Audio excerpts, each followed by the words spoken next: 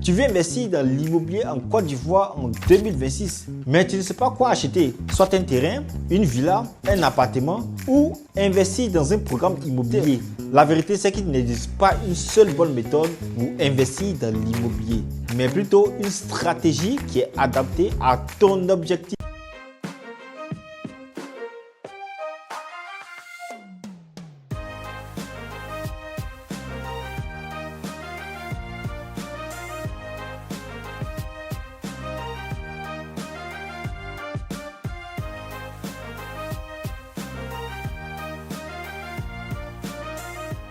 Salut à tous et bienvenue sur cette chaîne, je suis Raoul Io. Ici, je partage avec vous des conseils dans le domaine de l'immobilier afin de vous permettre de faire des investissements sécurisés et d'éviter les arnaques. Si vous êtes nouveau sur la chaîne, n'hésitez surtout pas à vous abonner pour ne pas manquer les prochaines vidéos. L'immobilier ivoirien continue d'attirer beaucoup plus d'investisseurs. Et pourquoi? Parce que la demande en termes de logement reste quand même forte. Il y a d'abord la population qui ne fait que augmenter, les villes qui s'étendent, la classe moyenne qui se développe. Et donc tout cela concourt au fait que les besoins en termes de logement continuent d'exploser. Et donc dans ce cas, comment investir intelligemment dans l'immobilier en 2026? Aujourd'hui, dans cette vidéo, je vais vous partager 4 différentes méthodes pour investir dans l'immobilier. La première stratégie que je vais partager avec vous aujourd'hui, c'est l'achat sur plan. Certains parlent de VFA, pour dire vente en état futur d'achèvement. C'est l'une des stratégies les plus accessibles à beaucoup plus de personnes qui veulent investir dans l'immobilier. La stratégie, elle est simple. Elle consiste à acheter un bien immobilier avant la construction ou pendant les travaux.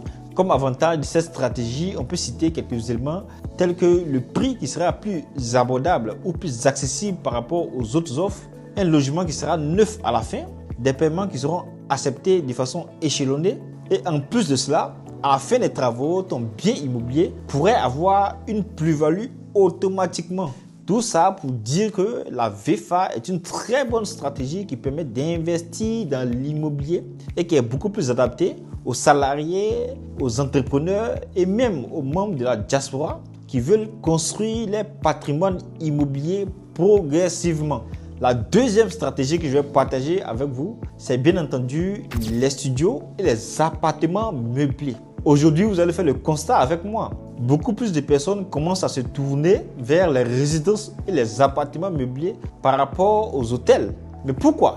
L'une des raisons qui explique ce fait, c'est que la majorité des personnes qui quittent à l'extérieur, c'est-à-dire les expatriés, les voyageurs d'affaires, les personnes de la diaspora, lorsqu'ils rentrent au pays, ils recherchent généralement les maisons qui sont directement habitables. Et donc, un logement qui est bien situé, sécurisé et bien équipé aura donc une rentabilité qui est très intéressante. La troisième stratégie pour investir dans l'immobilier, c'est tout simplement le résidentiel classique. Cette stratégie est connue par beaucoup plus de personnes aujourd'hui parce qu'elle est très simple. Elle consiste à acheter un bien immobilier, c'est-à-dire une villa ou un appartement, et à le mettre ensuite en location pour une longue durée.